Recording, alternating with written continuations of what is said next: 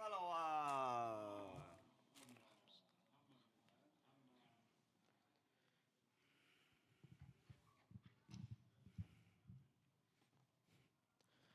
صل على محمد وآل محمد.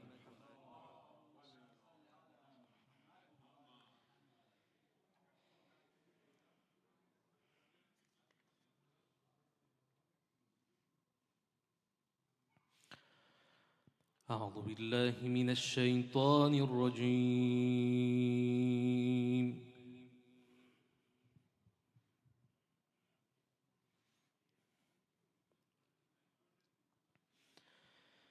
بسم الله الرحمن الرحيم.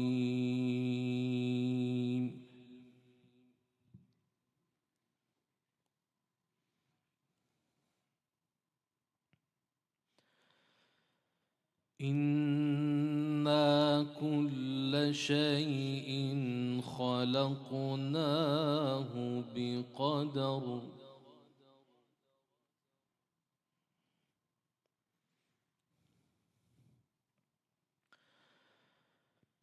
وما أمرنا إلا واحدة كلمح بالبصر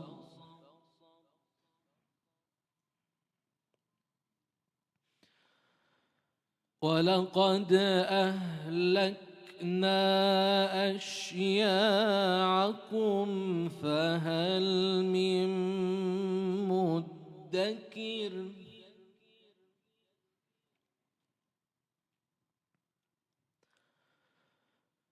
وكل شيء فعلوه في الزبر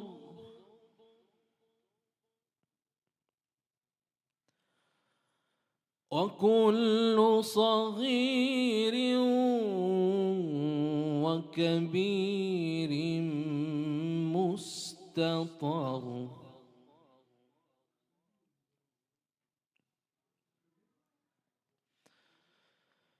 إن المتقين في جنات ونهر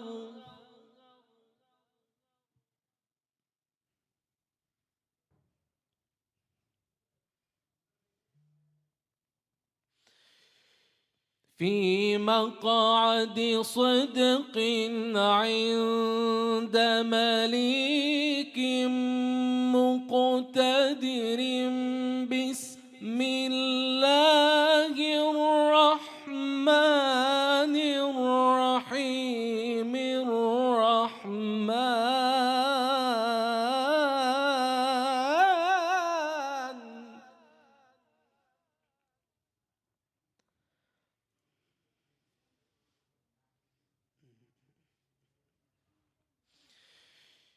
بسم الله الرحمن الرحيم الرحمن علم القرآن خلق الإنسان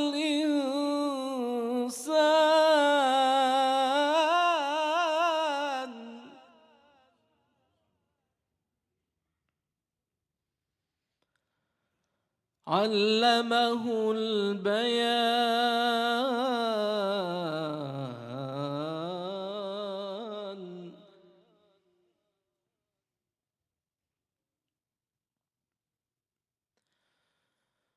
الشمس والقمر بحسبان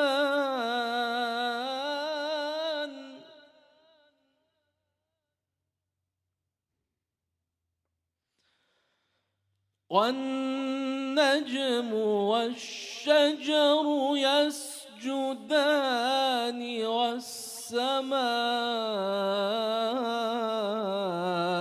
رفعها ووضع الميزان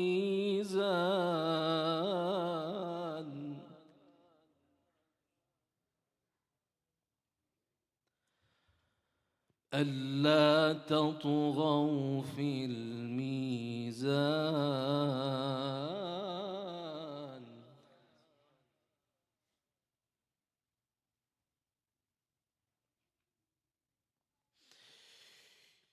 وأقيموا الوزن بالقسط ولا تخسروا الميزان والأرض وضعها للأنام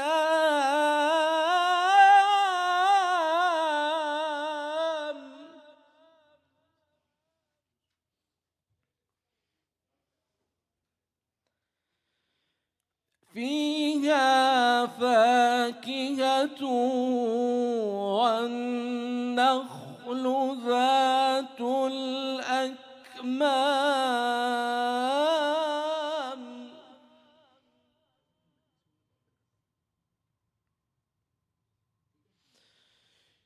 والحب ذو العصف والريحان فبأي آلاء ربكما تكذبان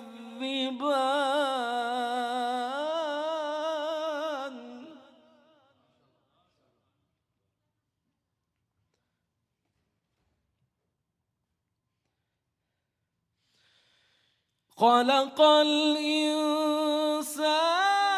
من صلصال كالفخار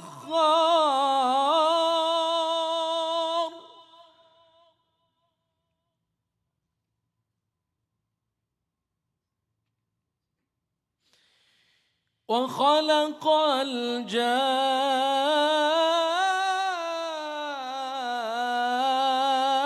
الجان من مارج من نار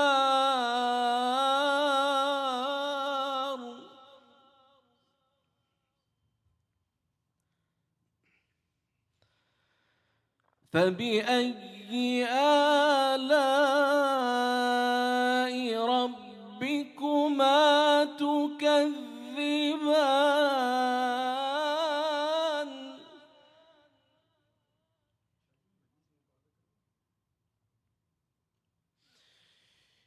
رب المشرقين ورب المغربين فبأي آلاء ربكما تكذبان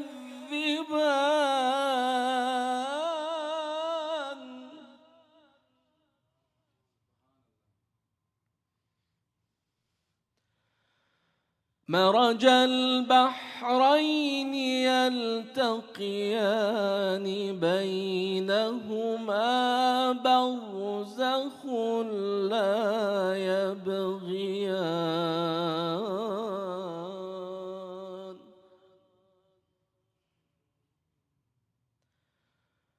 فبأي آلاء ربكما تكذبان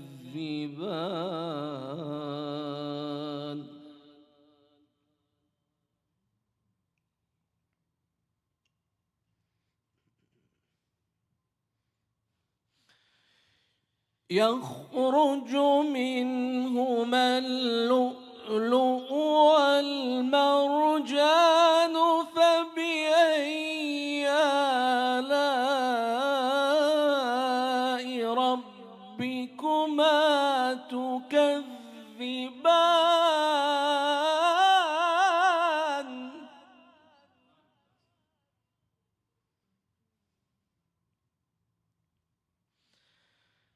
وله الجوار المنشآت في البحر كالأعلام فبأي آلاء ربكما تكذبان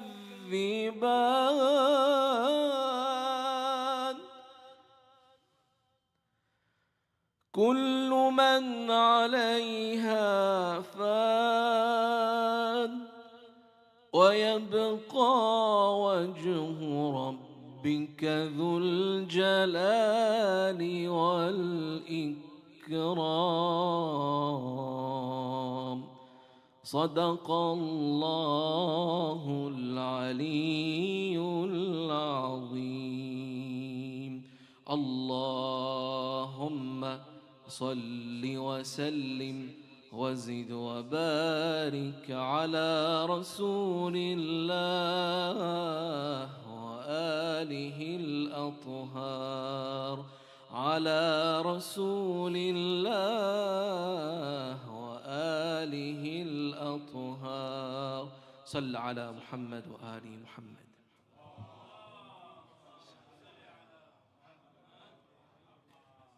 Jazakallah, Jazakallah. For brothers who hear one more salawat ala Muhammad wa ali Muhammad. Jazakallah.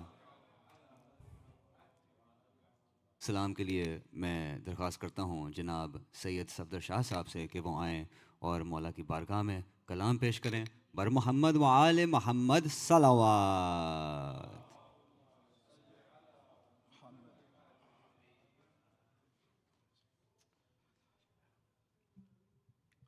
باری دیگر سلام.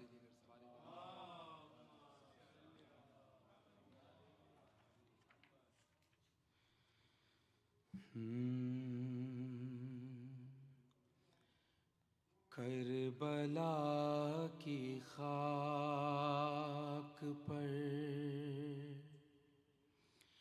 کیا آدمی سجدے میں ہے، کربلا کی خاک پر کیا آدمی سجدے میں ہے. موت رسوا ہو چکی ہے، موت رسوا ہو چکی ہے، زندگی سجدے میں ہے. کربلا کی خاک پر کیا آدمی سجدے میں ہے. وہ جو ایک سجدہ علی کا بچ رہا تھا وقت فجر، وہ جو ایک سجدہ علی کا بچ رہا تھا وقت فجر، فاطمہ کا لال شاید اب اسی سجدے میں ہے. کربلا کی خاک پر درود بھیجیں محمد والی محمد.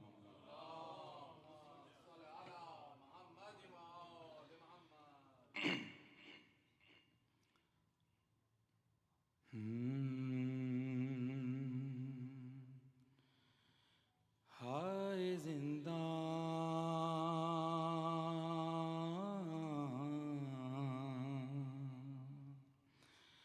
ہائے سکینہ،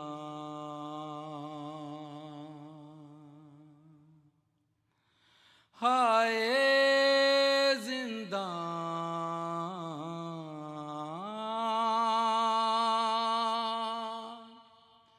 ہائے سکینہ،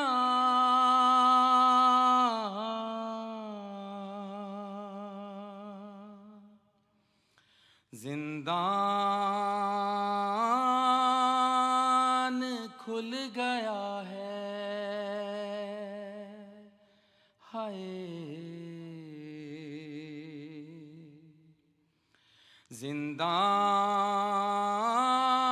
زندان کھل گیا ہے،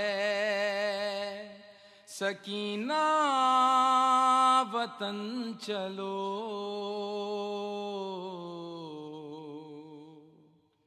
سجاد کہہ کے گر پڑے، چھوٹی سی قبر پر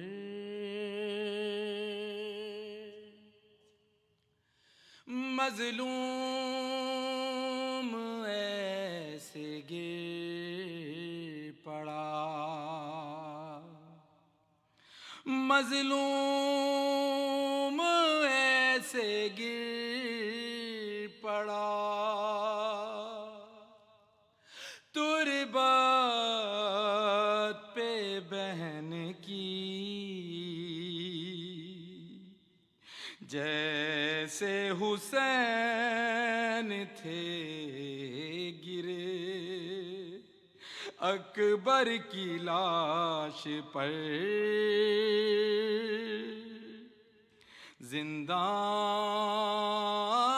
زندان کھل گیا ہے،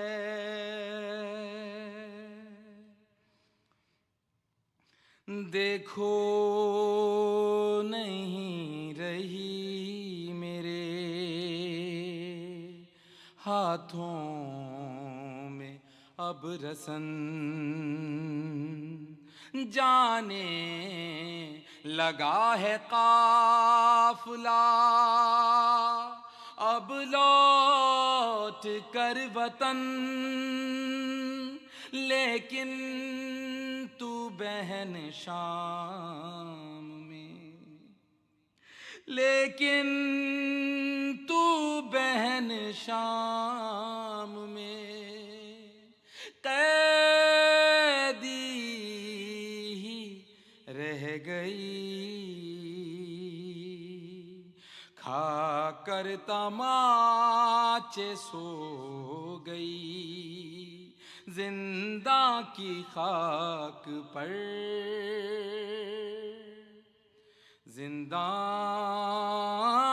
زندان کھل گیا ہے، کرتا ہوں یاد رو کے میں منظر وہ درد کا، کانوں کے زخم پر جو تماچا تجھے لگا، بابا کو تو سینہ پہ، ارے بابا کو تو سینہ پہ صدا دیتی رہ گئی، بابا سینہ پہ روتے تھے تب تجھ کو دیکھ کر،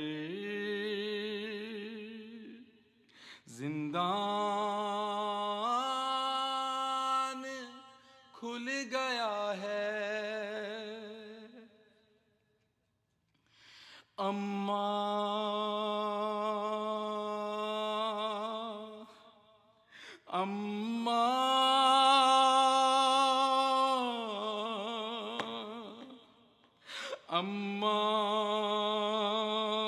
کی طرح تجھ کو نہ مل پائی تھی ردا، بابا کی طرح تجھ کو کفن بھی نہ مل سکا، پتھر بھی کھائے شام میں، پتھر بھی کھائے شام میں، تو نے میری طرح ناقے سے گر کہ ہو گئی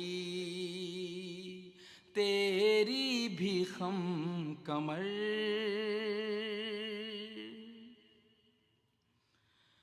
میں لے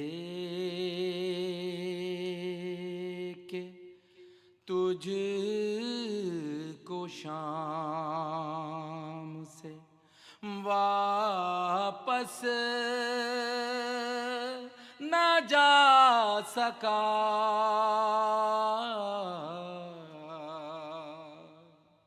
بابا کو کیا بتاؤں میں،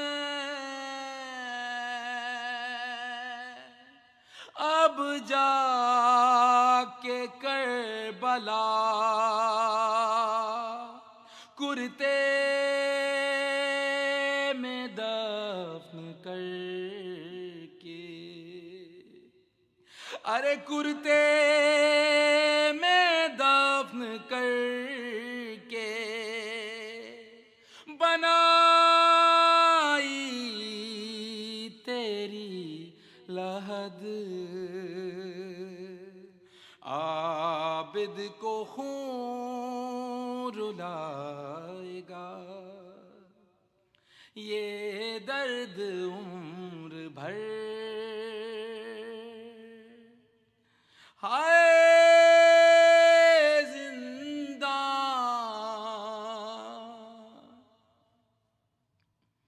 وہ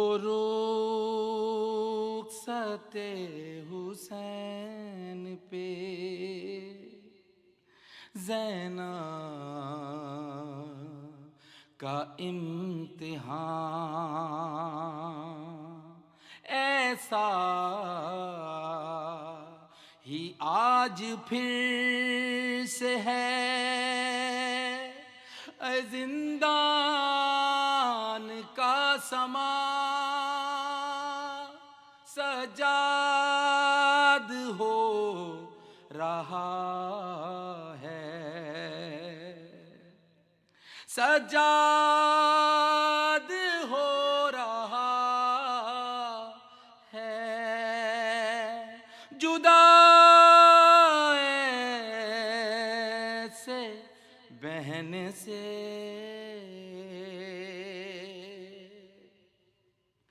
اٹھتا ہے رو کے قبر سے،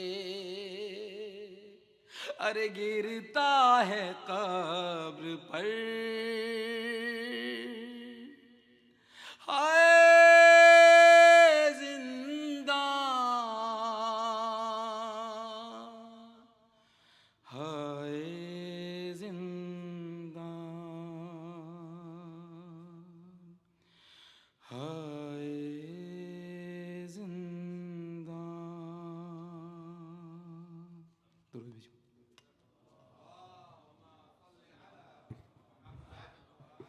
جزاک اللہ۔ ایک اور صلوات پڑھی علی محمد وآل محمد۔ سو سلام مرثیہ کے لیے میں درخواست کرتا ہوں جناب ہاشم رضا صاحب سے کہ وہ آئیں اور مولا کی بارگاہ میں سو سلام مرثیہ پیش کریں بر محمد وآل محمد صلوات۔ اور حضرات جو ابھی زیادہ لوگ نہیں ہیں لیکن آئیں گے، جو تھوڑے سے بیچ میں ہیں برائے کرم تھوڑا سا آگے آ جائیے گا تاکہ مجلس کا ماحول بھی تھوڑا سا بہتر ہو جائے گا۔ پلیز ذرا تھوڑے سے جو یہاں ہیں تھوڑے سے آگے آ جائے۔ بہت بہت شکریہ۔ ایک اور صلوات پڑھی علی محمد وآل محمد۔ بر حبیب خدا ختم الانبیاء امام زمانہ بلند تر صلوات۔ جزاک اللہ۔ بر محمد وآل محمد صلوات۔ پر محمد وآل محمد صلوات۔ سلام کی جنگ۔ سکینہ کہتی تھی بابا مجھے بہت مارا، سکینہ کہتی تھی بابا مجھے بہت مارا، جہاں بھی جس نے بھی چاہا مجھے بہت مارا۔ سکینہ کہتی تھی یہ درد ہوگا فراموش نہ کبھی مجھ سے، تھے اس کے ہاتھ تمہارے لہو میں ڈوبے ہوئے، کہ جن سے شمرے نے بابا مجھے بہت مارا۔ سکینہ کہتی تھی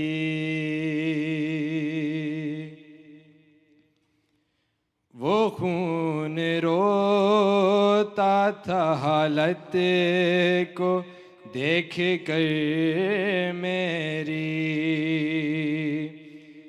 تماچے لگتے گئے میں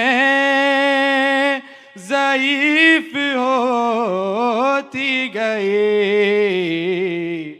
گواہ ہیں میرے بھیا مجھے بہت مارا۔ سکینہ کہتی تھی بابا مجھے بہت مارا۔ بر محمد وآل محمد صلی اللہ علیہ وسلم۔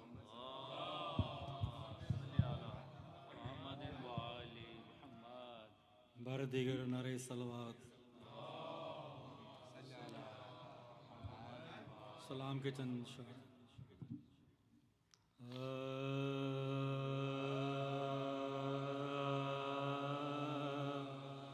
حسین کرب و بلا کو بسا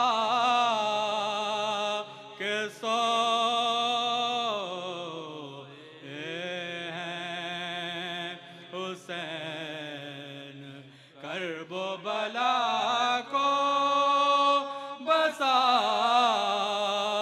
کے سوئے،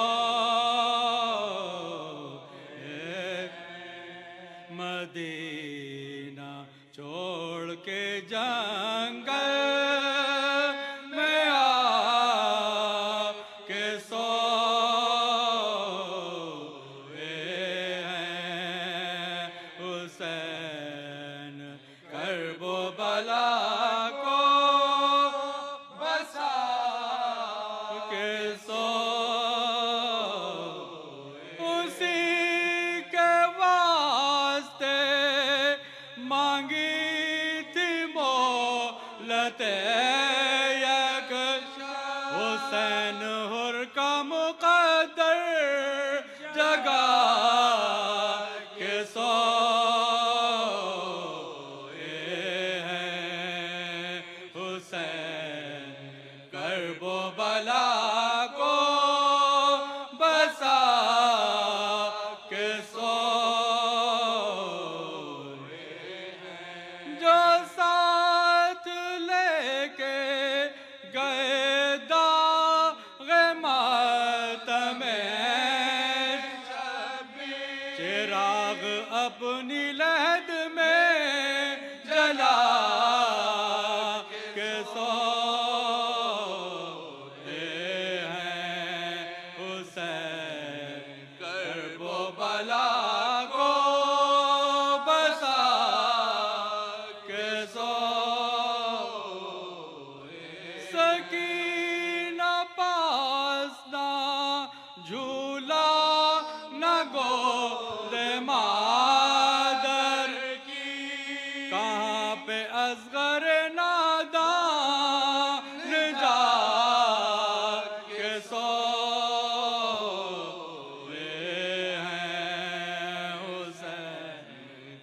کرب و بلا کو بسا کے سو.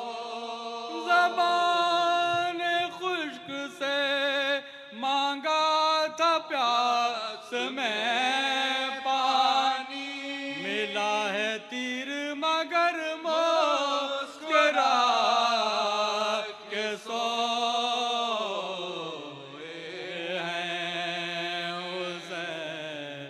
کرب و بلا کو بسا کے سو.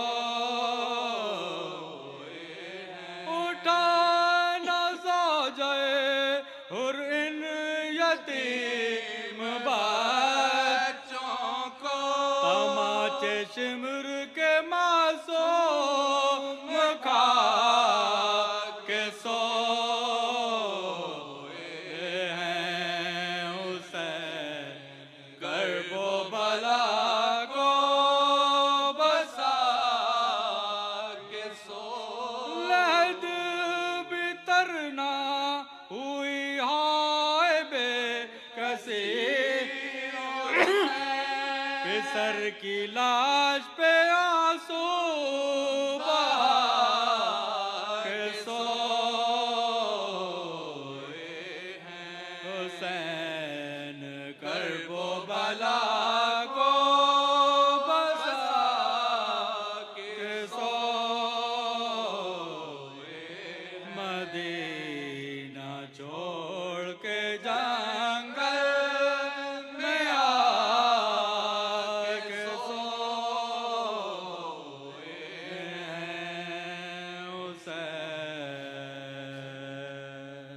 محمد علیہ محمد صلوات. اللہم صل علی محمد و آل محمد. فاتحہ.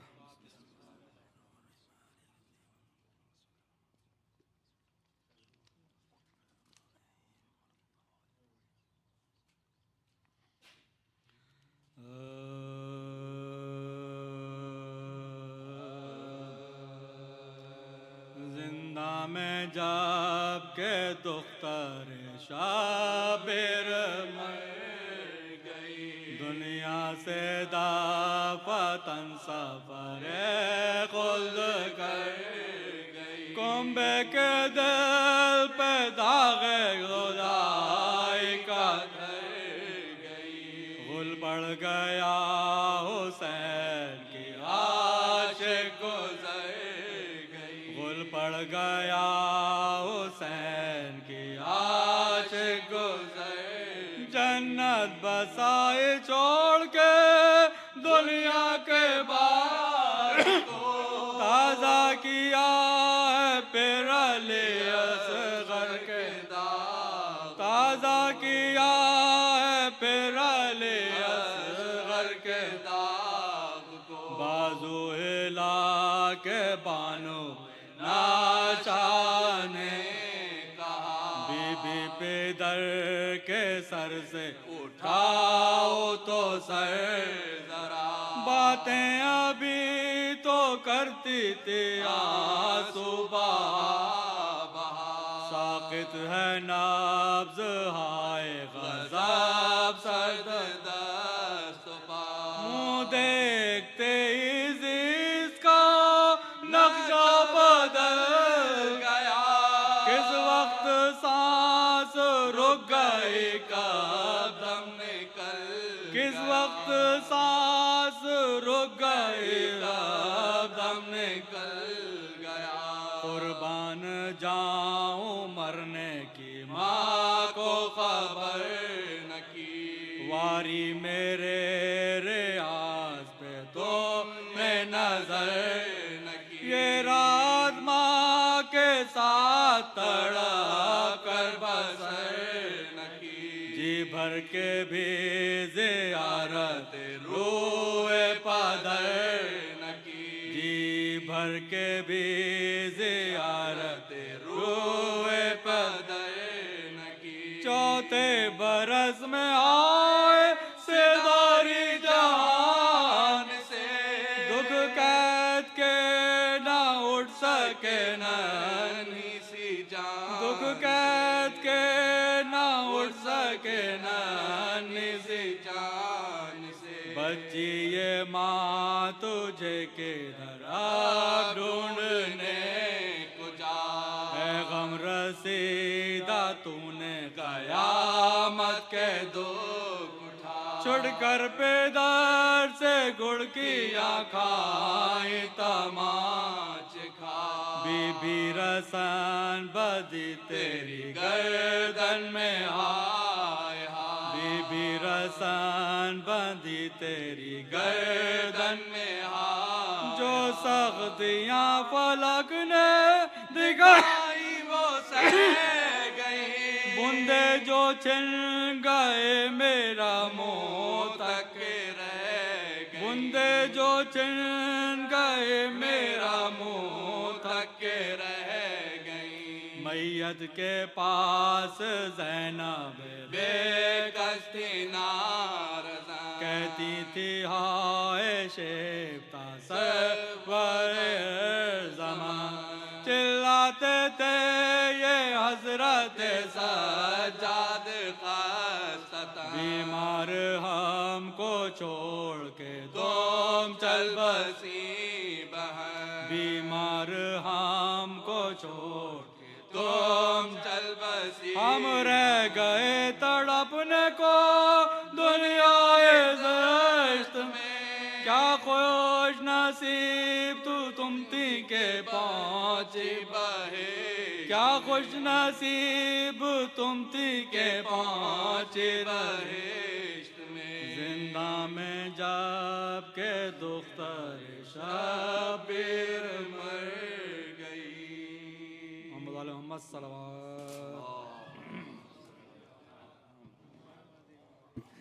Jazak. Testing one. Testing.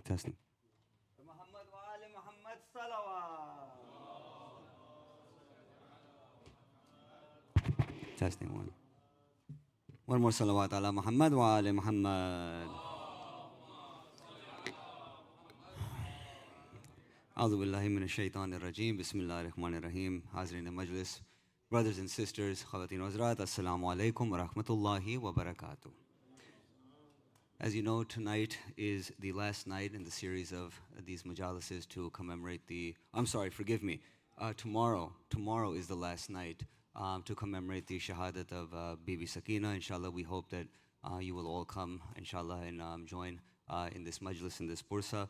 Before I invite Maulana, just a couple of announcements. First, let us recognize the sponsors for tonight. There is one sponsor, Bandai Khuda. So for him or her marhumeen, for your marhumeen, and for those that have no one to recite for them, Surah Fatiha.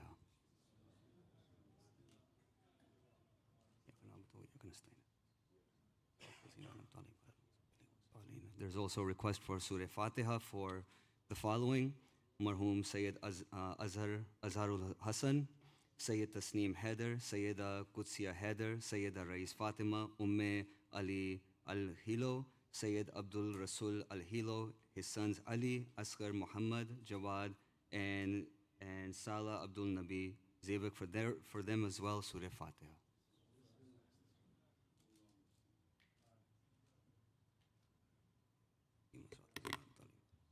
We ask Allah subhanahu wa ta'ala to increase the rankings of the marhumeen and increase the blessings of the sponsor for tonight's majlis. Just a couple of announcements. I will make it very brief. Tomorrow, as I already mentioned, that's going to be the last majlis. The next series of majlis will be from August 21st to August 25th, which will commemorate the Arba'in of Imam Hussain alayhi salam, and Sayyid Bilal Rizvi will be reciting those majlises, so we inshallah look forward to seeing you in those majlises as well. August 24th, which is a Saturday, will be the blood drive here at the masjid from 10 a.m. to 2 p.m. Again, August 24th, Saturday, 10 a.m. to 2 p.m. For those that would like to register, you can contact Dr. Mustafa Jafri, or there's information outside at the table, and one of our volunteers will assist you. Sponsorships for majlises are still available for the month of Safar. For those that are interested in the brothers, you can ask Brother Shariar Haider, Dr. Azim Hussain, or Brother Adil Natani. And in the sisters, you can contact Sister Hina Kareem and also Sister Naid Hamidani. There's also a request for prayer for some for members in our community who are sick, who are ill today, and for those that are around the world. So please let us recite Dua Shifa, verse 52 from Surah Nabal all together. اللهم صل على محمد وآل محمد بسم الله الرحمن الرحيم أما يجيب المضطر إذا دعاه يكشف السوء أما يجيب المضطر إذا دعاه يكشف السوء أما يجيب المضطر إذا دعاه يكشف السوء أما يجيب المضطر إذا دعاه يكشف السوء أما يجيب المضطر إذا دعاه يكشف السوء صلوا على محمد وآل محمد. Also, as you are aware, and we've been mentioning this throughout the Muharram and Safar month, that the cemetery, which we know to be in Morganville, Wadi Salam, which is in Morganville, rather, excuse me, basically there are no more plots, there are no more graves over there to purchase. That basically is full. So Masjid-e-Ali has bought a new property in Hamilton, in Greenwood Cemetery, and that new cemetery will be called Wadi Hussain. There are about 900 plots there, if I'm not mistaken. Each grave, each plot is $1,400. So this is something to think about. For those that are interested, please see our volunteers, and they will be more than happy to help you. Finally, Sadiq School, as you know, there's a school here that is running functional up until 4th grade. So please, we ask you to be generous and please financially help us out. Best way to do that is join the ACH to help, and in any other way that you would like, please see our volunteers, and they will assist you. And with that, I would like to welcome and introduce to you and ask Maulana Bilal Hussain to please come up and recite tonight's majlis. Please welcome him with salawat ala Muhammad wa ali Muhammad. Bare digar nare salawat. बर हबीब खुदा ख़त्मुल अंबिया इमाम ज़माना बुलंद तर सलावत. जज़ाकल्लाह.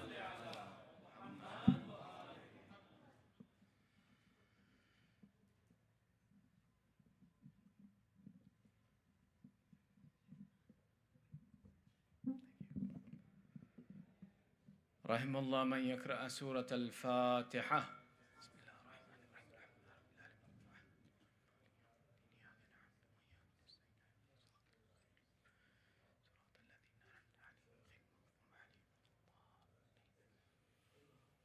أعوذ بالله من الشيطان الرجيم. بسم الله الرحمن الرحيم. ربي اشرح لي صدري ويسر لي أمري واحلل عقدة من لساني يفقهوا قولي.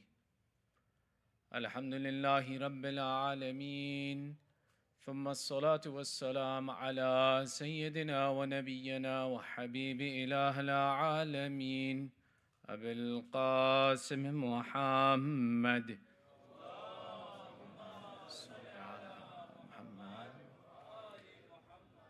وعلى آله الطيبين الطاهرين المعصومين، واللعنة على أعدائهم أجمعين من الآن إلى قيام يوم الدين. أما بعد، فقد قال الله تعالى في محكم كتابه الحكيم: بسم الله الرحمن الرحيم. سيعلم الذين ظلموا أي منقلب ينقلبون. آمنا بالله، صدق الله العلي العظيم.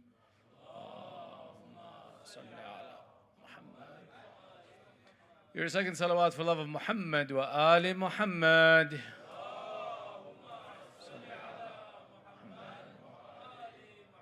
And your loudest salawat for ta'jeel faraj sahib al-asr wa zaman.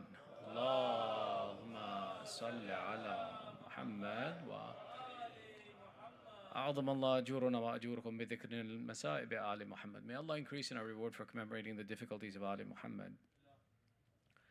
Thursday night is from amongst the special nights that we possess. It is a night of dua and a night of ibadat.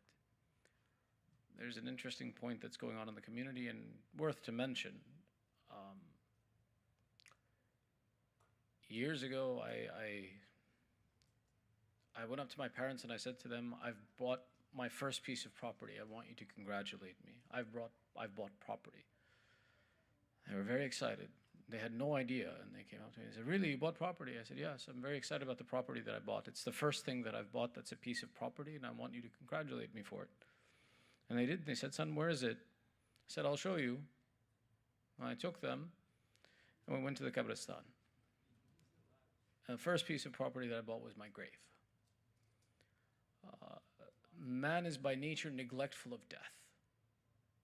Which is why Allah in the Quran mentions, and He says, "Alhaakumut takathur hatta zurtumul maqabir." Abundance, this life diverts you until you reach the grave.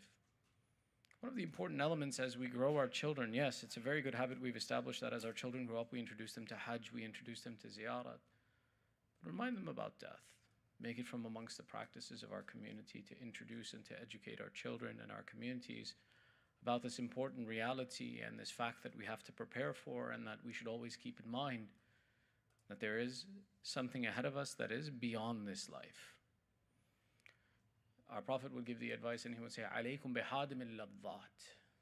I enjoin you for the destroyer of desires. Ladhat, the desires and the pleasures of life. And the people would ask, "Well, ma huwa dhalik?" And what is that? The Prophet would recite, "Al-maut," death, the grave. Go to the graveyard and visit the graveyard. If you find yourself lost in this world, go to the graveyard. If you go and visit the graveyard, it'll prioritize your life. That's why for us it's mustahab to visit the graves. It's mustahab. It's from the seerah and sunnah of Ahlul Bayt. From Bibi Fatima onwards, the lesson was taught to visit the graves regularly and to make it a practice. Our Lady Fatima would visit the grave of Sayyid al-Shuhada, her uncle, on Tuesdays and on Fridays, that she would go to the grave of her uncle and visit Sayyid al-Shuhada. And it should be a good practice for us as well too, especially as we live in a very materialistic environment. So it is something beneficial that we should establish as a practice and introduce to our youth, and promote this concept that as we prepare and go to Hajj and Ziyarat, as we grow up and we create these financial responsibilities of being attached to the Ahlul Bayt, that on the other side it is that we remember the moment of death and we prepare for that, prepare our generations for this process as well. Sallu ala Muhammad wa ali Muhammad.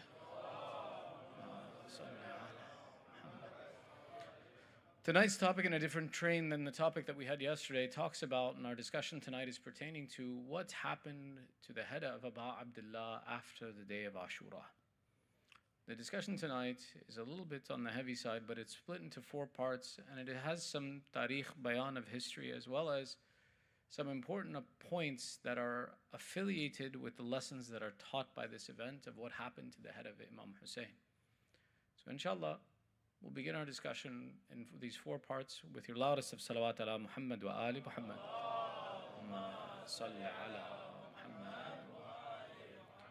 We know that on the day of Ashura, after the Shuhada, after the Shahadat of the Imam, his head was treated differently than the head of the rest of the Shuhada. All of the heads were collected, of the Shuhada, but the head of Imam Hussain was immediately sent to the city of Kufa, versus all of the other heads of the Shuhada were collected and were kept with the Sibaya, the prisoners.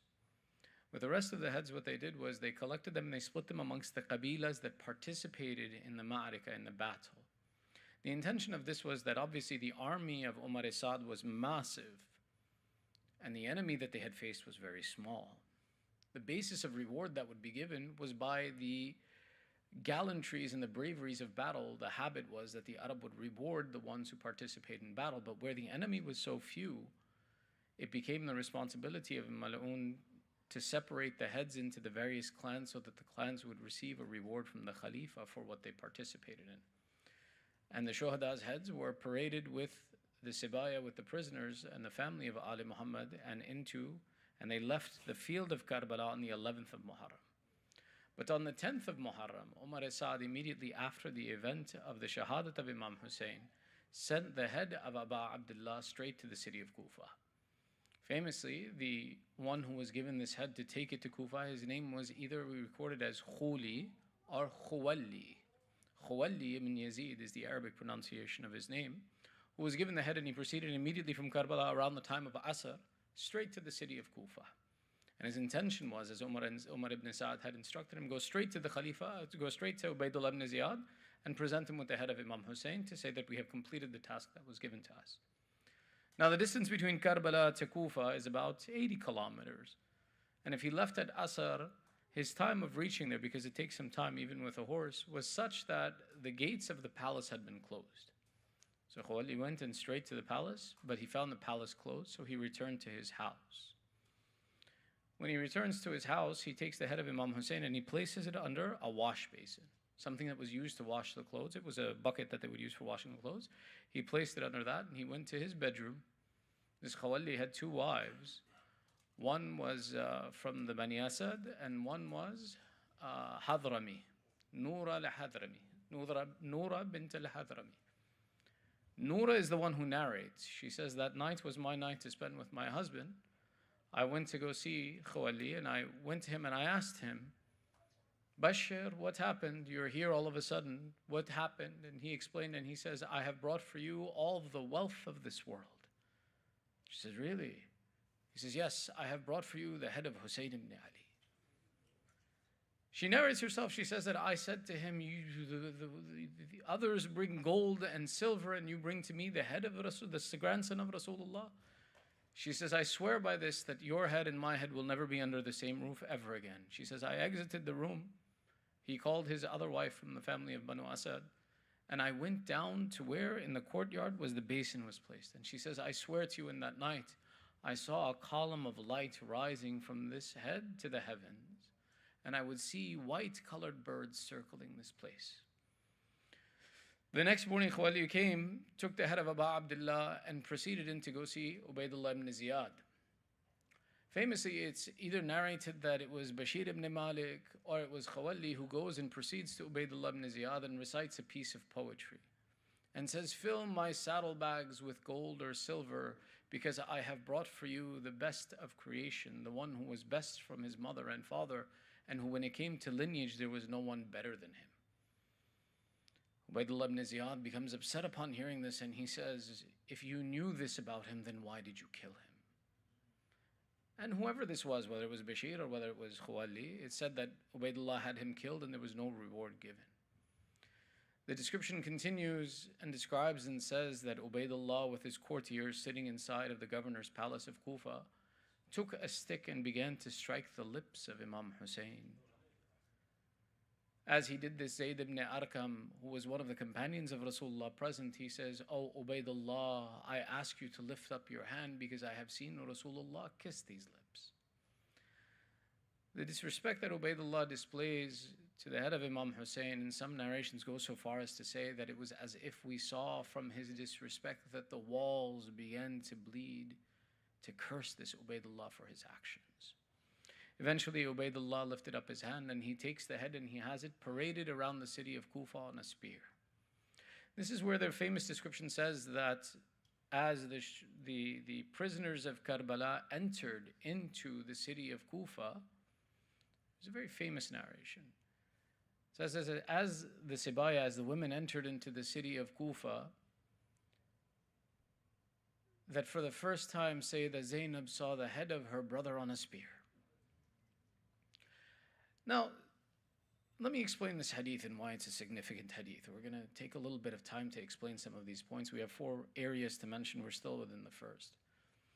They mention this hadith and they describe and they say that seeing the head of Abu Abdullah on a spear for the first time, Sayyidah Zainab began to strike her head on the side of the mahmal, side of the litter upon which she was seated, and that she struck her head by seeing her brother in this condition until eventually she began to bleed. This riwayah is not authenticated in the sense that some of the other riwayah that we have that are authenticated. This riwayah is typically mentioned by people who wanted, for example, discuss the concept of aza and the description of mourning for the sake of Abu Abdullah. And I say that if Sayyidah Zainab could mourn like this, then what is our problem with mourning?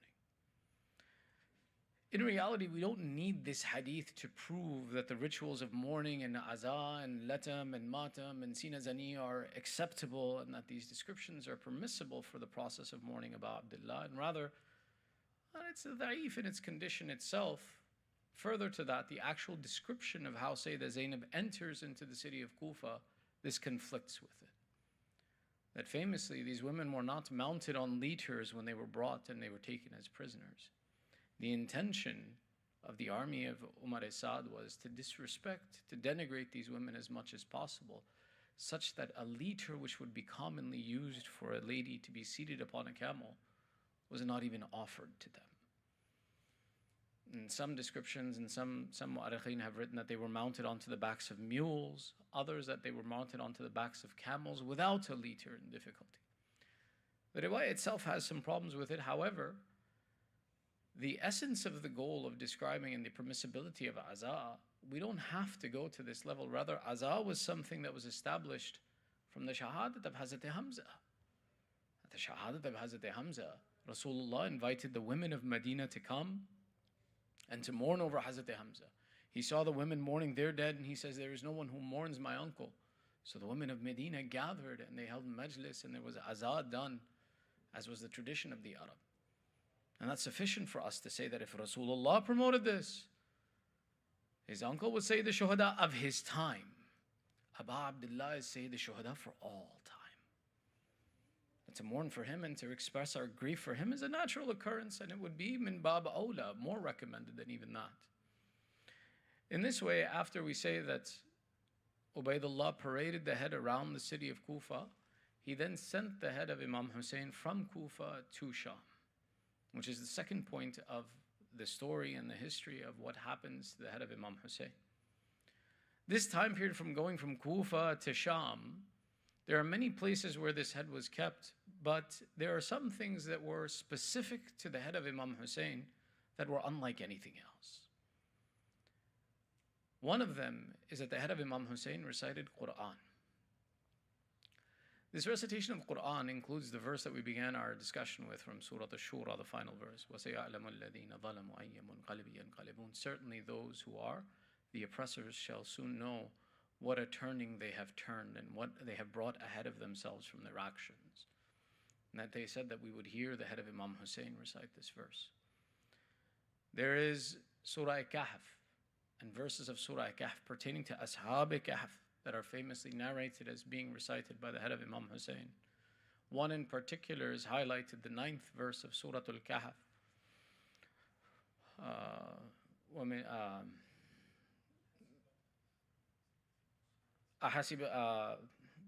صلوا على محمد وآل محمد صلى على محمد. Sometimes shaitan takes us away from the path that we want. أم حسبت أن أصحاب الكهف والرقيم كانوا من آياتنا عجبا. This verse very famously is recited by the head of Imam Hussain, that where the verse itself says, and did you expect and did you believe that the companions of the cave and of the inscription were from our amazing signs, ayatina ajaba. And Zayd ibn Arqam, upon hearing the head of Imam Hussain recite this from a spear, says, La wallah ra'asuka ya Hussain a'jaba min dhalik. No, I swear, the companion of the Prophet would say that certainly your head reciting Quran from the spear is a more amazing miracle from Allah. The recitation of this Quran we see all throughout. It's not in one place that, for example, it only happened in Kufa or it only happened in Sham. Rather, it happened throughout the entire journey, which is why one of the questions that's asked is, why would the head of Imam Hussain recite Quran? We would say that this is certainly within itself a mu'jizah, a miracle.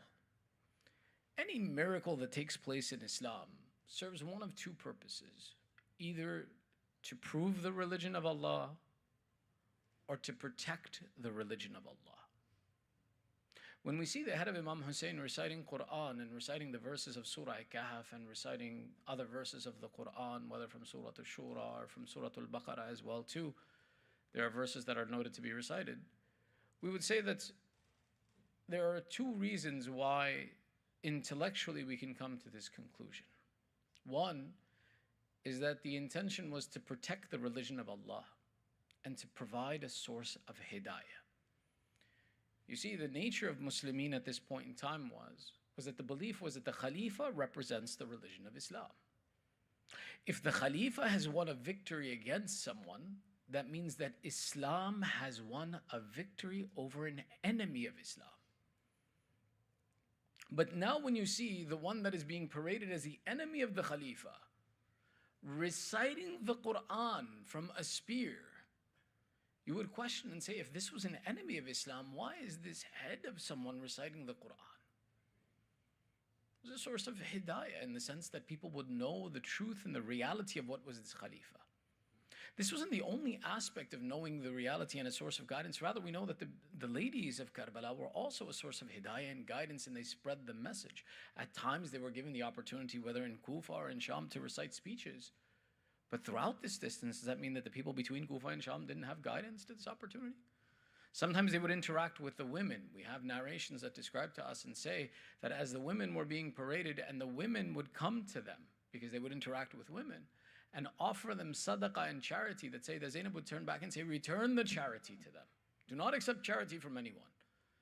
And then the women of Kufa and Sham and of these villages would say, why don't you take charity from us? That's unusual. Someone in your condition refusing charity?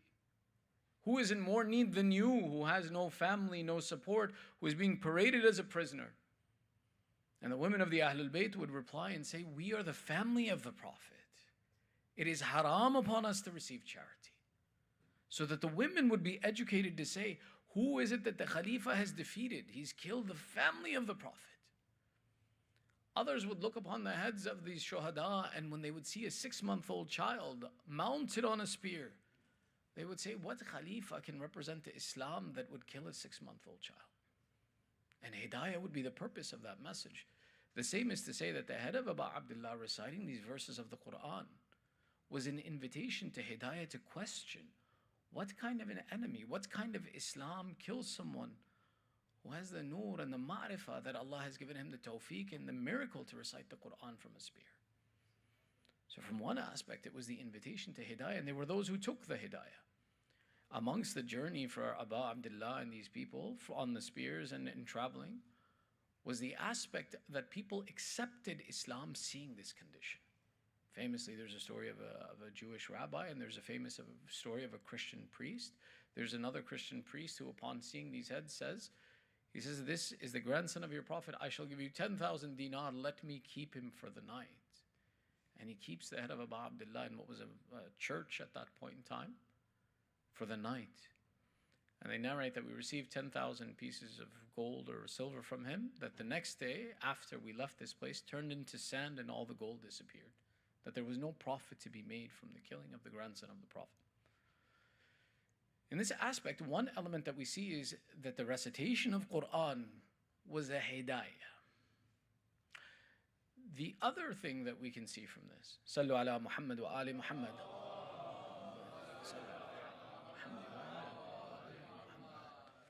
One of the important messages of Karbala was the preservation of hijab.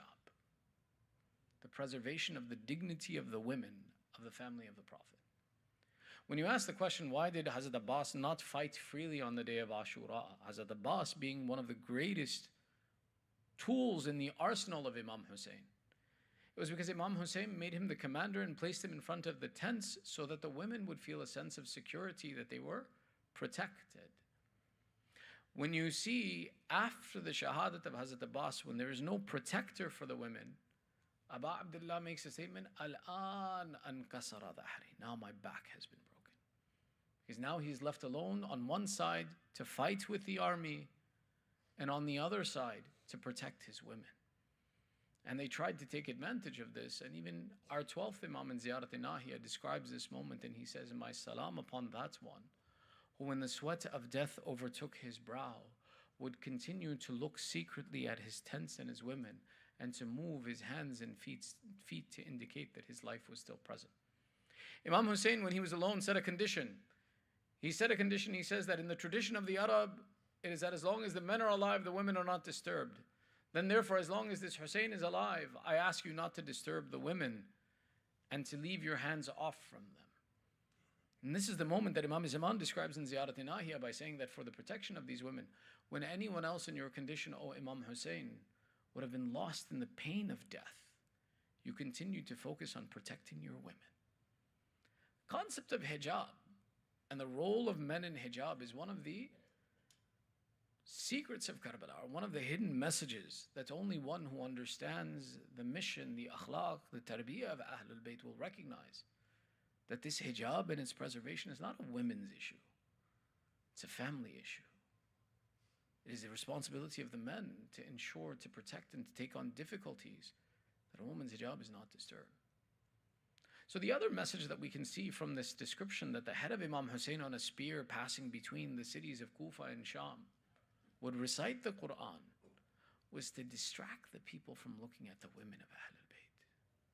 Which is why till today, who has read an apt description of exactly how many women there were? Na'uzubillah, what they looked like, what were their attributes? Nothing. Nothing of this sort exists. Because Allah preserved their hijab. And He preserved their hijab through one of these resources, that the head of Imam Hussain would be that unusual sign that people would pay attention to of the recitation of the Quran.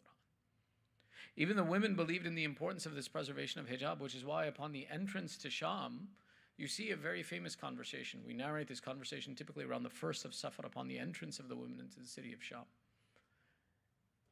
is where one of the women of the Ahlul Bayt says, O Mal'un, enter us into Sham from one door and enter the heads from another door, so that if people go look at the heads, they don't look at us. Separate us to protect our dignity. Because the crowds of Sham were massive. And what did they do in reply? No, they ensured that the heads stayed amongst the women to show the indignity and disrespect that they could to the family of the Prophet. There are many narrations that describe events that took place from Kufa to Sham of what happened with these heads. But they are very heavy Masaib. So we'll mention one. But it is not the moment of Masaib yet. Sallu ala Muhammad wa ali Muhammad.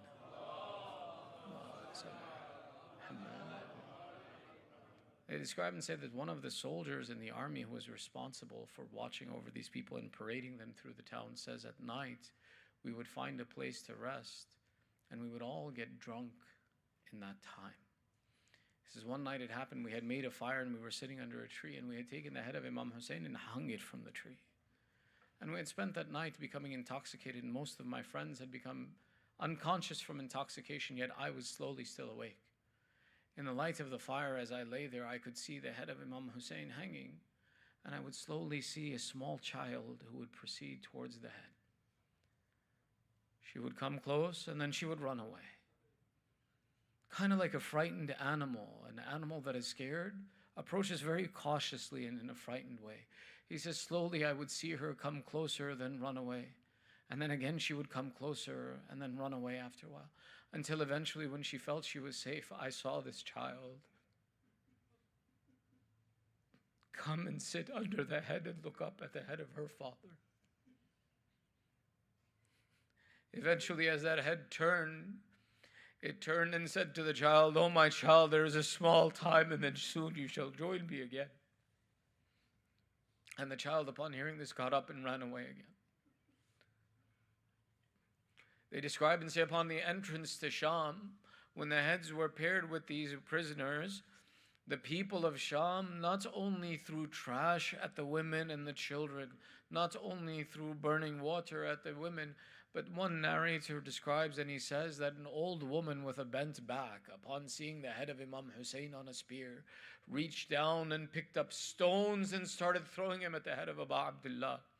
Kulthum, the sister of Abu Abdullah, upon seeing this, she says, "O old woman, have you no shame? Do you not know this is my brother who was killed thirsty and hungry? They desecrated his body and now you throw stones at his head. May Allah curse you, O woman." The Masaib of Abu Abdullah continued through all of this. And there are many narrations similar to this that describe the Masaib of Imam Hussain and the difficulties that were experienced by these people in this journey until they entered the third station, when they entered the court of Yazid. The description of the court of Yazid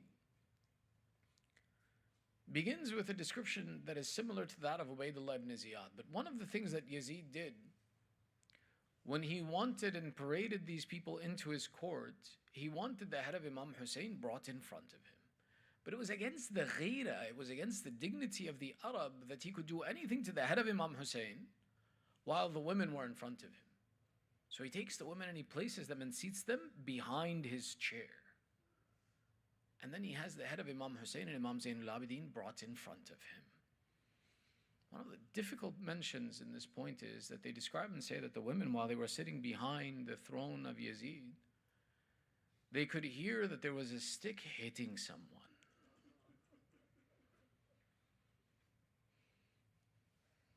Yazid, the ghira of the Arab didn't allow for a man to do this action in front of women. While the women were sitting behind, there is a mu'arrikh who writes, and he says that Sayyidah Zainab turns to her niece, one of the daughters of Imam Hussain, and says, "Oh, niece, this sound is the sound of someone being struck. Stand up and look and see if he is daring to strike your brother, then I shall stand in his defense." They write and say that this daughter of Imam Hussain stood up, looked in front of the throne, looked in front of the chair, and then sat back down crying. It says, "Oh, aunt, I can't describe what I have seen." They describe and say that at this say that Zainab found it her responsibility that the children, it's not their job, it is our job. So she stands up to look. She witnesses that there is a bowl in front of Yazid, in which is the head of Imam Hussain. And Yazid, like Ubaydullah, is striking the lips of Hussain ibn Ali. Yazid Mal'un, in his court, to disrespect Imam Hussain, the first thing he does is he takes this bowl with the head and he places over it a ma'idah, a table for food, and serves fuqa. Fuqa is a malt beverage, typically that we associate and call beer, but it can be other malt beverages as well too, a malted beverage, and he serves it to his friends and he sits around drinking. And as his cup would empty, he would throw it on the ground next to the bowl. And he would say, "This is a very Mubarak drink, that it is presented to us when our enemies are before us and they are suffering in front of us." Imam Rada in Uyun al-Akhbar Rada, one of the narrations from Imam Rada, says that the first one to dishonor us with this fuqa was none other than this Yazid. And that this is an inappropriate drink, that any malt drink that you see, it's better to avoid it. Don't drink this thing. Even if it be the non-alcoholic malt drinks that are becoming famous amongst the Arab and others again, we don't drink them. These malt beverages were those that were drunk by Yazid as he disrespected the head of Imam Hussain. After that, they describe and say that Yazid then placed a chessboard on top of his head and began to play chess. Why, chess is not for amongst us. We don't play this. As he would play, he would say that we are the ones who are victorious today and our enemies have been subdued for us. And today is in exchange for the day of Badr, and today is in exchange for the indecencies suffered by our forefathers. If they could see our victory today. And why? Both of these elements are not from our characteristics. He would describe and he would say that this Hussain used to say that his grandfather is better than my grandfather. He is better than me. His father is better than me, and that his mother is better than me. Had this Hussain been better than me, then has he not read the Quran where Allah says that تُؤْتِي الْمُلْكَ مَنْ تَشَاءُ وَتُنْزِعُ الْمُلْكَ مِمَّنْ تَشَاءُ, that Allah gives His kingdom to who He desires and Allah takes away His kingdom from who He desires.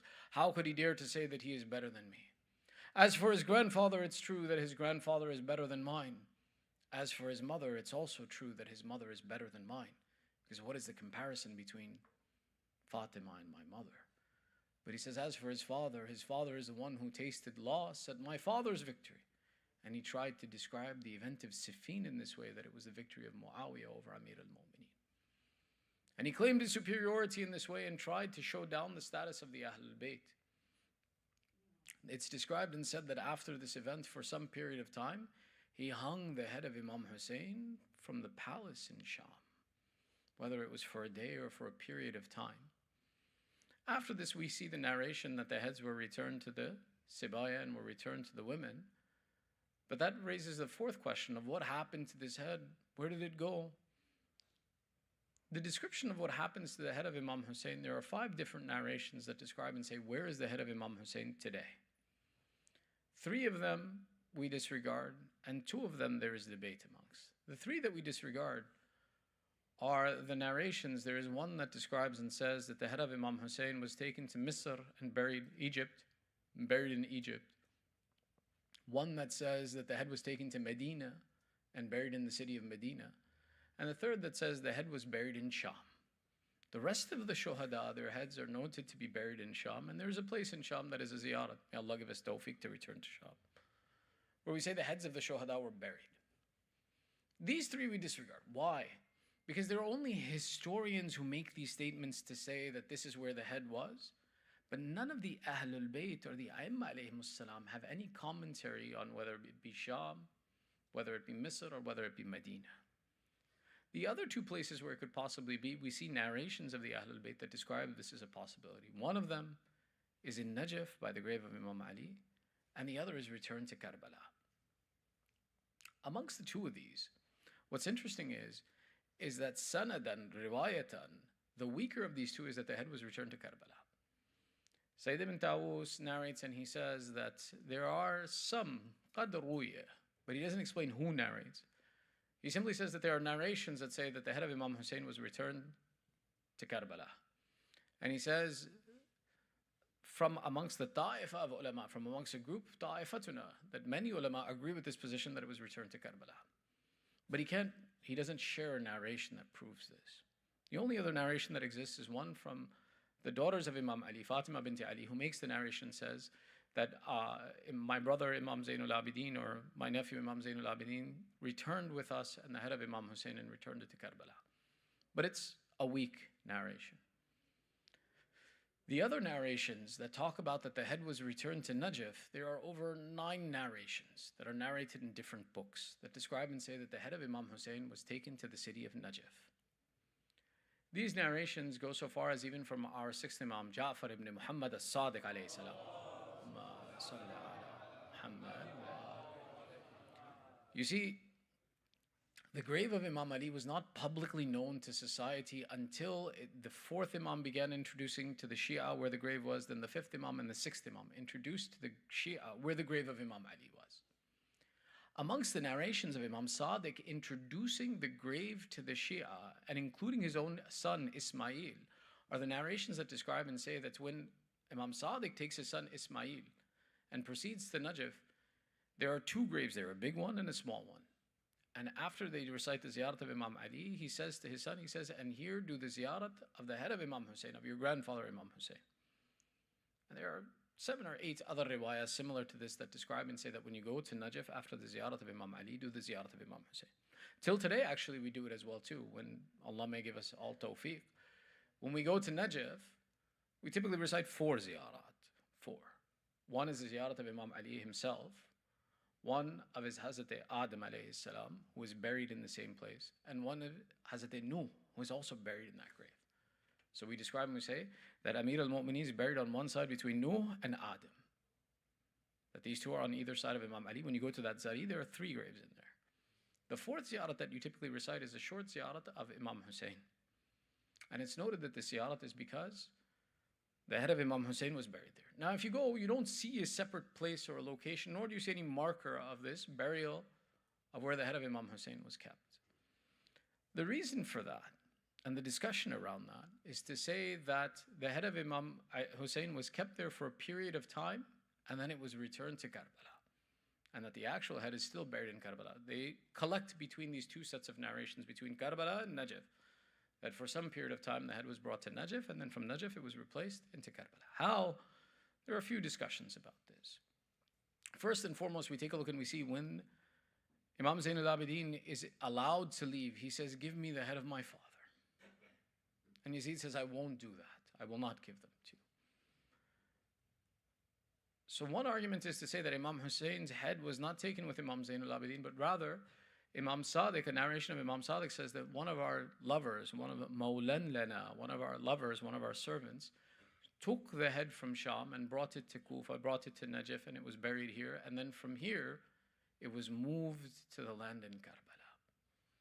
And that this is the process by which the head was returned. Which is why till today, we still make the comment in the discussion that only one of the head of the Shuhada was ever rejoined with his body, and that is the body of Imam Hussain. The other is that the narration describes and he says that when the head was returned to Najaf, Allah is the one who joined the head back to the body. That Allah collected these 2 together and Allah moved the head to the body. This is also possible in the sense that when we take a look and we see that there are people who may be buried in one place, but Allah out of their honor and dignity moves the body from that grave to an honorable location. The same way someone who is indignified may be buried in a dignified location, but Allah moves that body from one place to another to indicate that this person didn't deserve this honor. So it is a possibility, and it's been seen in other circumstances as well too. But today, when we go, we still perform the ziyarat of Imam Hussain from Najaf. It is one of the mustahabbat. It's one of the recommended actions that you perform a short ziyarat of Imam Hussain. But that collectively the ulama and the instruction has been given that now this head has been returned to Karbala, and it is the only head of the shuhada that has been returned. This being the brief description of the history of this process, it points to the azamat of the Masaib of Imam Hussain not having had concluded with the day of Ashura. The Masaib of Imam Hussain are so painful, that even those women who went through great difficulty commemorate the Masaib of Imam Hussain over their own Masaib. Yesterday we mentioned the mother of Sakina, the mother of Ali Asghar Rabab. They describe and say about this Rabab that after they brought her back from Sham, when she comes to Karbala, she refuses to leave Imam Hussain and says that if I have left my master here, then here I will stay. They describe and say that this lady took an oath and she said that I left the body of Abu Abdullah under the open sun. Oh Allah, I swear that as long as I live, I shall never take shade again. They describe and say that this lady spent some time by the grave of Imam Hussain until eventually she was forced to be returned to the city of Medina. One of the companions of Imam Zainul Abidin says, I came to the house of Ali ibn al-Hussain. It was the middle of the day in the peak of the heat. As I approached to go see him, I passed through his courtyard and I saw some ladies that I imagined were the servants of the house of Ali ibn al-Hussain out under the sun in the middle of the day. I imagined to reprimand the Imam and tell him that how inappropriate it is that you, the grandson of the Prophet, the servants of your house, sit under the sun. He says, when I sat with my Imam and I said to him, Yabna Rasulullah, isn't it wrong that you should keep your servants under the sun during the heat of the day? My Imam wept and said, these are not the servants of our house, but these are the dignified ladies of our house who have sworn that if we left Imam Hussain without kafan under the open sun on the day of Ashura, and he stayed under the open sun without anything to cover him for 3 days, we swear we shall never take shade again. They describe and say that at one point in time, Imam Zainul Abidin and Sayyidah Zainab approached this Rabab and said, oh Rabab, the time has come. Take some shade now. The mourning of Abu Abdullah has been completed. It is sufficient for you. They describe and say that from one side Sayyidah Zainab took this lady, from the other side Imam Zainul Abidin guided her. As she approaches the shade, she raises her hands, oh Allah, I swore to you that in my life I would never seek the comfort when I left my master. She does not cry for Asghar, who flapped like a bird in the arms of his father. She does not cry for Sakina, who was killed, burned, and injured in the prison of Sham and left as a prisoner. She turns and she complains to Allah, oh Allah, your Hujjah, the master of humanity, was killed in a way no one should have.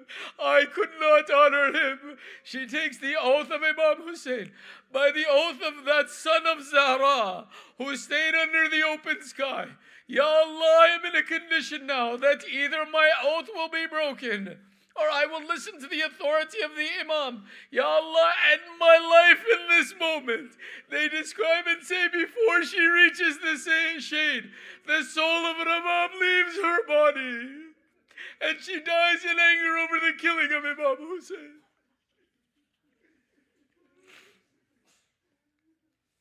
ألا لعنة الله على القوم الظالمين وسيعلم الذين ظلموا أي منقلب ينقلبون إنا لله وإنا إليه راجعون رضا بقضائه وتسليما لأمره. This is Thursday night. We make this night a night of dua. ندعوك باسمك العظيم الأعظم الأعز الأجل الأكرم. With tears in our eyes, we raise our hands 10 times. Ya Allah, Ya Allah, Ya Allah, Ya Allah, Ya Allah. Ya Allah, Ya Allah, Ya Allah, Ya Allah, Ya Allah. Ya Mahmud بحق محمد يا أعلى بحق علي يا فاطر السماوات بحق فاطمة يا محسن بحق الحسن يا قديم الأحسان بحق الحسين. Oh Allah, accept this small ibadat from us. Ya Allah, give the thawab of this majlis to the marhameen of tonight's sponsors, our marhameen, and all those mu'mineen who are in need of dua. Ya Allah, forgive our sins and cover our flaws. Ya Allah, by the right of the tears in our eyes, by the right of the mention of the Ahlul Bayt in the Quran, oh Allah, we have gathered here with hajat. By the right of Thursday night, fulfill our hajat. Ya Allah, those amongst our families, our communities, the mu'mineen who are suffering through sickness and disease, give shafa'ah to the mu'mineen wherever they are. Ya Allah, there are those who are suffering through strife and insecurity around the world. Oh Allah, give aman to the believers and the mu'mineen wherever they may be. Ya Allah, keep our children on the upright path of Islam. Hasten the reappearance of Sahibuz Zaman. Make us and our families from the upright supporters of Sahibuz Zaman.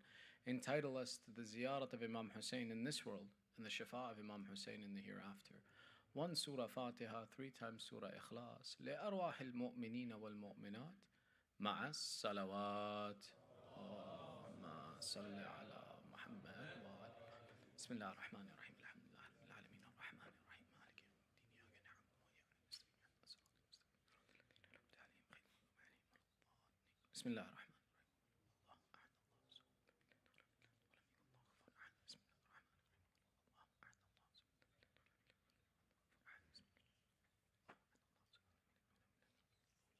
ماتم يا حسين.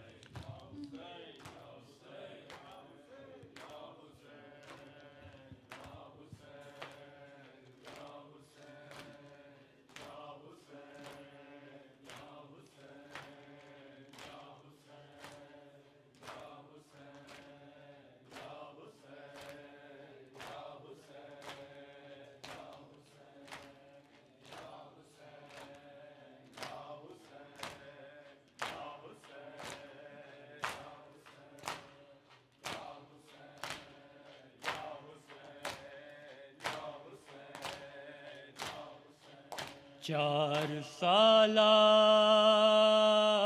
ایک بچی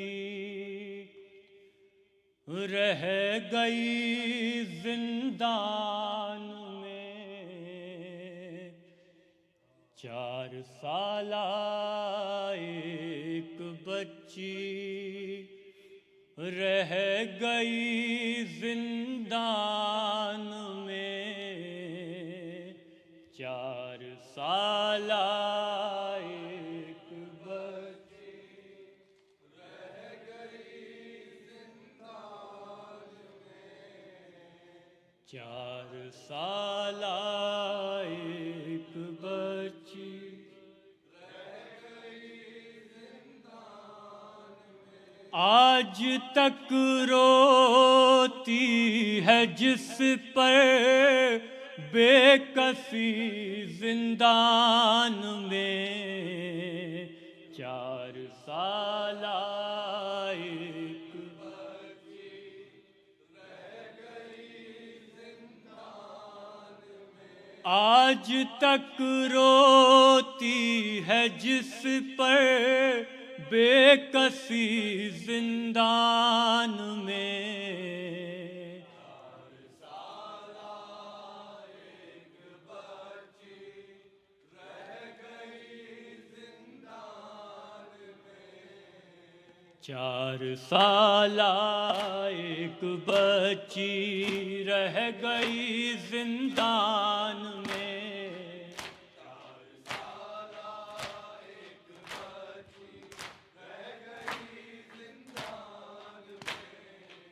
4 سالہ ایک بچی رہ گئی زندان میں شمر کا ڈر خاک بستر حبس اور تاریکیاں شمر کا ڈر خاک بستر حبس اور تاریکیاں، نہ ہوا آتی تھی اور نہ روشنی زندان میں، 4 سالہ ایک بچی رہ گئی زندان میں، 4 سالہ ایک بچی رہ گئی زندان میں۔ باپ کے سینے پہ سوئی تھی شب عاشور وہ، باپ کے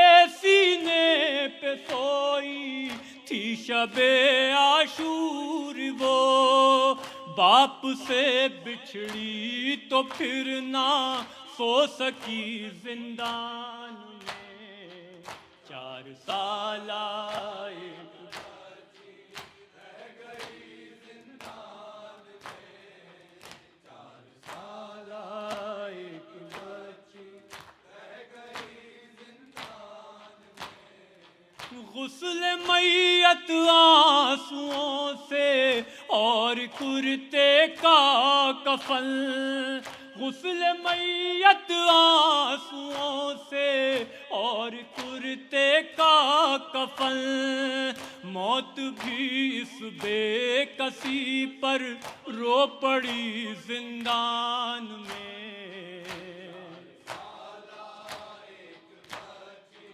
رہ گئی زندان میں، 4 سالہ ایک بچی رہ گئی زندان میں۔ بین کرتی تھی تڑپ کر قید میں شہزادیاں، بین کرتی تھی تڑپ کر قید میں شہزادیاں، شاہ کی پیاری سکینہ مر گئی زندان میں، 4 سالہ ایک بچی رہ گئی زندان میں، 4 سالہ ایک بچی رہ گئی زندان میں۔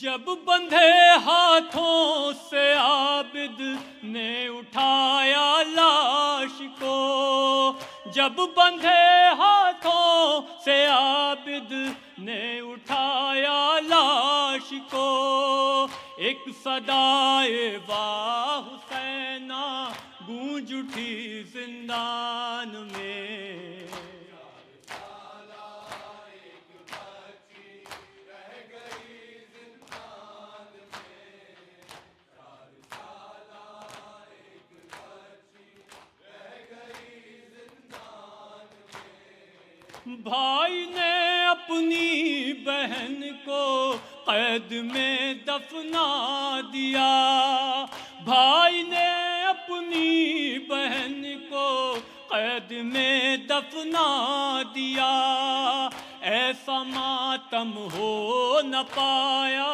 پھر کبھی زندان میں، 4 سالہ ایک بچی رہ گئی زندان میں، 4 سالہ ایک بچی رہ گئی زندان میں۔ روتے روتے تھک گئی جب قید میں سیدانیاں، روتے روتے تھک گئی جب قید میں سیدانیاں، 4 جانب ایک اداسی چھا گئی زندان میں، 4 سالہ ایک بچی رہ گئی زندان میں، 4 سالہ ایک بچی رہ گئی زندان میں۔ بین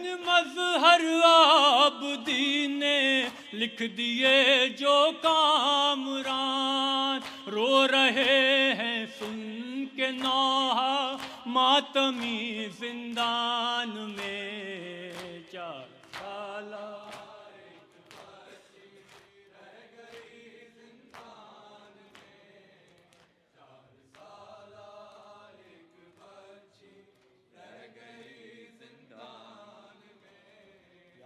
حسین یا حسین یا حسین یا حسین یا حسین یا حسین یا حسین یا حسین یا حسین یا حسین یا حسین یا حسین یا حسین یا حسین یا حسین لٹ گئے آل محمد کے گھرانے والے لٹ گئے آل محمد کے گھرانے والے لٹ گئے آل محمد کے گھرانے والے لٹ گئے آل محمد کے گھرانے والے لٹ گئے آل محمد کے گھرانے والے لٹ گئے